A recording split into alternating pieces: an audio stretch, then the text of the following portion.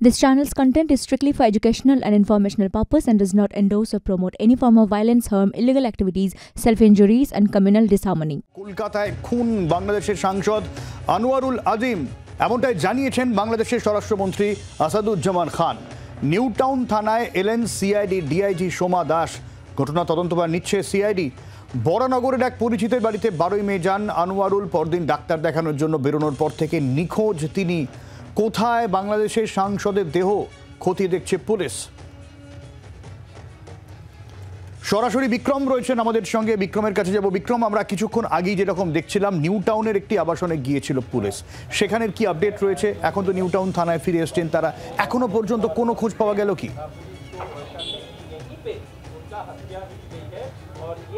দেখো, তোমাকে যেটা জানাবো যে নিখোঁজ বাংলাদেশের এমপি আনোয়ারুল আজিম, তাকে এখানেই, অর্থাৎ যেই কমপ্লেক্সের সামনে আমি দাঁড়িয়ে আছি সেখানেই 3 তলার একটি ফ্ল্যাটে হত্যা করা হয়েছে, এমনটাই বাংলাদেশের সরকারের তরফ থেকে জানানো হয়েছে। পুলিশের কাছেও সেই ইন্টিমিডেশন আসে এবং তারপরেই কিন্তু পুলিশ ইতিমধ্যেই সেই নিরিখে মামলা রুজু করেছে, এমনটাই আইজিসিআইডি জানাচ্ছেন। যেটা আমরা জানতে পারছি যে গত 12 তারিখ তিনি প্রথম কলকাতায় আসেন, সেখানে বরানগরে এক বন্ধু গোপাল বিশ্বাস তার বাড়িতে তিনি ওঠেন এবং সেখান থেকে 13 তারিখ তিনি ডাক্তার দেখাবে বলেন, চিকিৎসা করাবে বলেন, তিনি একটি অ্যাপ ক্যাবে করে বেরোন এবং তারপরেই রহস্যজনকভাবে মাঝ রাস্তায় তিনি অ্যাপ ক্যাবটি চেঞ্জ করেন কৈখালির কাছে এবং সেখানেই 3 জন কিন্তু তার গাড়িতে ওঠেন, যার মধ্যে একজন মহিলা রয়েছেন। এবং সেদিনকাই অর্থাৎ 13 তারিখ বিকেলেই এই কমপ্লেক্সে 3 জন, অর্থাৎ যারা এই গাড়িতে উঠেছিলেন প্রত্যেকেই বাংলাদেশ ন্যাশনাল বলে অনুমান করা হচ্ছে এবং তার সঙ্গে সঙ্গে এই নিখোঁজ সাংসদ তাকেও কিন্তু এই ফ্ল্যাটে নিয়ে আসা হয়। এবং তারপর থেকে যেটা জানা যাচ্ছে যে 15 তারিখ, 16 তারিখ এবং 17 তারিখ বাকি 3 জনকে বেরোতে দেখা গেলেও সিসিটিভি ক্যামেরার ফুটেজ অনুযায়ী আনোয়ারুল আজিম তাকে কিন্তু কোনো রকমভাবেই এই ফ্ল্যাট থেকে বেরোতে দেখা যায়নি, অর্থাৎ তাকে ফ্ল্যাটে ঢুকতে দেখা গিয়েছে সিসিটিভিতে 13 তারিখ বিকেলে, কিন্তু 17 তারিখ অবধি তাকে কোনো রকমভাবেই এই ফ্ল্যাট থেকে বেরোতে দেখা যায়নি। এবং তারপরেই যেটা আমরা জানতে পারছি যে একদিকে যেরকম গোপাল বিশ্বাস তিনি একটি মিসিং ডায়েরি করেছিলেন, তার পাশাপাশি মিনিস্ট্রি অফ এক্সটার্নাল অ্যাফেয়ার্স থেকেও কিন্তু একটি অভিযোগ পুলিশকে পাঠানো এবং সেক্ষেত্রে তদন্ত করতে বলা হয়। পুলিশ তারপর তদন্ত শুরু করে এবং যেটা জানা যাচ্ছে যে আজকেই কিন্তু বাংলাদেশ থেকে একটি ইনপুট আসে যেখানে বলা হয় যে 3 জনকে গ্রেফতার করা হয়েছে। সেই 3 জন কনফেস করেছেন যে তারা এই অপরাধ ঘটিয়েছেন এবং এই নির্দিষ্ট ফ্ল্যাটেই হত্যা করা হয়েছিল এই নিখোঁজ সাংসদকে, এমনটাই কিন্তু তারা বাংলাদেশ পুলিশের কাছে দাবি করেছেন। সেই অনুযায়ী পুলিশের তরফ থেকে এখানে তদন্ত করতে ইতিমধ্যেই সিআইডিকে তদন্তভার দেওয়া হয়েছে। আইজিসিআইডি তিনি এসেছিলেন, ডিআইজি সিআইডি এসেছিলেন এবং ফরেন্সিক বিশেষজ্ঞদেরকেও কিন্তু এখানে আনা হয়েছিল। তারা ইতিমধ্যেই নমুনা সংগ্রহ করেছেন। যেটা আমরা জানতে পারছি পুলিশ সূত্রে যে এই ফ্ল্যাটটি, যেই ফ্ল্যাটে হত্যা হয়েছে বলে অভিযোগ, সেই ফ্ল্যাটটি কিন্তু রাজ্য সরকারের এক্সাইজ ডিপার্টমেন্টের এক আধিকারিকের, যিনি ওই ফ্ল্যাটটি ভাড়া দিয়েছিলেন একজন ইউএস ন্যাশনালকে, এমনটাই জানা যাচ্ছে। এর পাশাপাশি যেটা পুলিশ সূত্রে এখনো পর্যন্ত খবর যে আজকে দীর্ঘক্ষণ ধরে, গত কয়েকদিন ধরেই তারা খোঁজ নিচ্ছিলেন, কিন্তু আজকে দীর্ঘক্ষণ ধরে এই ফ্ল্যাটে এবং অন্যান্য জায়গায় সংশ্লিষ্ট যে কমপ্লেক্স সেখানে তল্লাশি অভিযান চালিয়ে মৃতদেহ কিন্তু এখনো পর্যন্ত পাওয়া যায়নি। অর্থাৎ বাংলাদেশ পুলিশ তারা জানাচ্ছেন যে খুন এই ফ্ল্যাটেই হয়েছিল,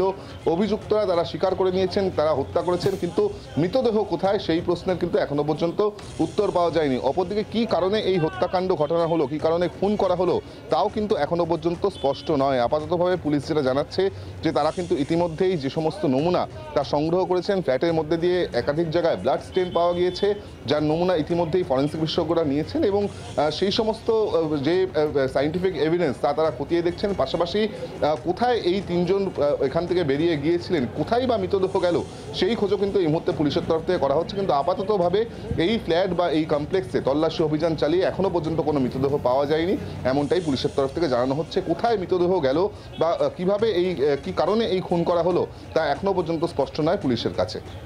একদম, অনেক ধন্যবাদ বিক্রম। কিভাবে খুন, কোথায় দেহ, এখনো পর্যন্ত তার কোনো স্পষ্ট উত্তর পুলিশের কাছে নেই। বাংলাদেশের স্বরাষ্ট্রমন্ত্রী যিনি দাবি করেছেন খুন হয়েছেন তার দলের সাংসদ, কি বলছেন শুনবো। ভারতীয় পুলিশ জানিয়েছেন যে তিনি খুন হয়েছেন।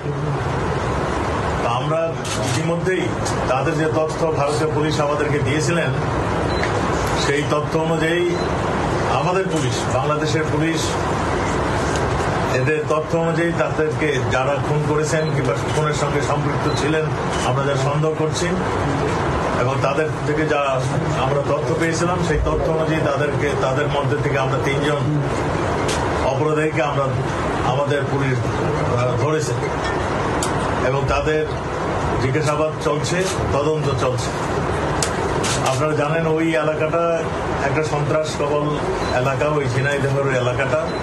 আমরা এইটুকু এখন জানাতে পারছি, মানে আপনাকে জানাতে চাচ্ছি, সেটা হলো তিনি খুন হয়েছেন। কলকাতার এক বাসায় তাকে পরিকল্পিতভাবে খুন করা হয়েছে। বাংলাদেশ সাংসদ খুনে পরতে পরতে রহস্য।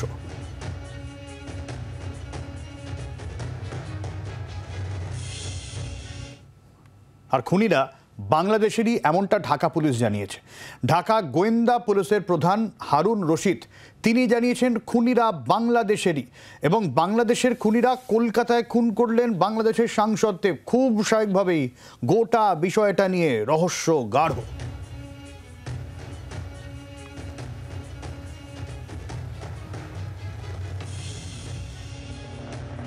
মনে করি আজকের মধ্যেই মামলাটা রুজু হয়ে যাবে। তার মেয়ে আসছে মামলাটা করার জন্য, আমরা হয়তো হেল্প করব।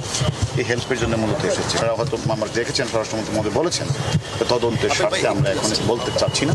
আমরা মনে করি যে একজন বাংলাদেশি পার্লামেন্ট মেম্বারকে যেভাবে বাংলাদেশের কিছু মানে অপরাধীরা যেভাবে নৃশংস হত্যা করেছে, আমরা কয়েকজনকে আইনের আওতায় নিয়ে আসছি। বাকি যারা রয়েছে প্রত্যেককে আমরা আইনের আওতায় নিয়ে আসবো এবং বিচারের মুখোমুখি আমরা দাঁড় করাবো। বাংলাদেশের সাংসদ খুনের খবর সত্য বলে ধরে নেওয়া হচ্ছে। ব্যক্তিগত কোনো কারণে খুন হয়ে থাকতে পারেন। এই ঘটনা দুই দেশের সম্পর্কে কোনো প্রভাব ফেলবে না। স্বাধীনতার সময় থেকে এই দুই দেশের সম্পর্ক অত্যন্ত মধুর, এমনটি জানান বাংলাদেশ হাই কমিশনের মিনিস্টার অফ প্রেস। আমরা বিভিন্ন অসমর্থিত সূত্র মতে যেসব খবর পাচ্ছি, সেই সূত্রের যদি আমরা সেই আভাসগুলোকে আমরা আমলে নেই, তাহলে আমরা আসলেই আশঙ্কা প্রকাশ করছি। এবং আপাতত যে কোনো সুখবরের আভাস নেই, এটি সত্য।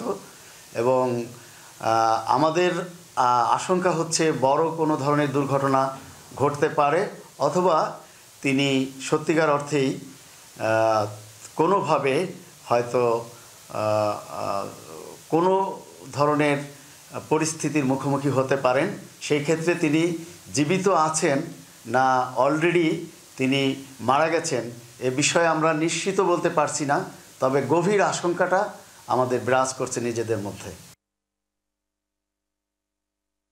হত্যা যদি হয়ে থাকেন, হত্যাকাণ্ডের শিকার হলে কেন তাকে হত্যা করা হয়েছিল, সেই ঘটনায় কারা জড়িত ছিল, সব কিছুর উপর নির্ভর করছে কূটনৈতিক সম্পর্কের বিষয়টি। তবে আমার যেটি ধারণা যে এটি যদি তিনি হত্যাকাণ্ডের শিকারও হয়ে থাকেন, সেটি তার ব্যক্তিগত কোনো বিষয় হতে পারে। এটি দুই দেশের সম্পর্কের সাথে সেদ টানতে পারে বা সম্পর্কে কোনো ধরনের প্রভাব ফেলতে পারে, তেমন কোনো ঘটনা নাও হতে পারে। আমি মনে করি না যে ব্যক্তিগত কোনো কারণে যদি তিনি এ ধরনের হত্যাকাণ্ডের শিকার হন, তার দায় বা তার কোনো নেতিবাচক প্রভাব কূটনীতিতে পড়বে, সেটি আমি মনে করি না। কারণ আমাদের দুই দেশের সম্পর্ক অত্যন্ত বন্ধুত্বপূর্ণ সম্পর্ক এবং পরীক্ষিত সম্পর্ক, এবং এটি রক্তের সম্পর্ক।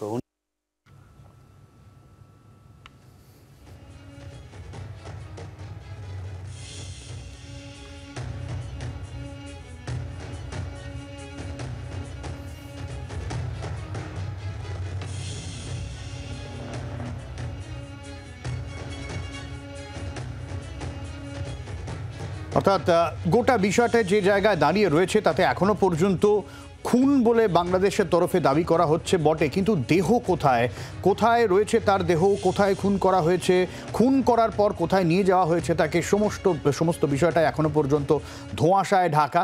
এবং সাংসদের মেয়ে আসছেন এবং বাংলাদেশের পুলিশের তরফ থেকেও কলকাতায় এসে গোটা বিষয়টা তদন্ত করে দেখা হচ্ছে। সিআইডি তদন্তের দায়িত্বভার নিচ্ছে, গোটা বিষয়টা তদন্ত করছে তারা। বাংলার আওয়াজ, বাঙালির আবেগ, জি 24 ঘন্টা।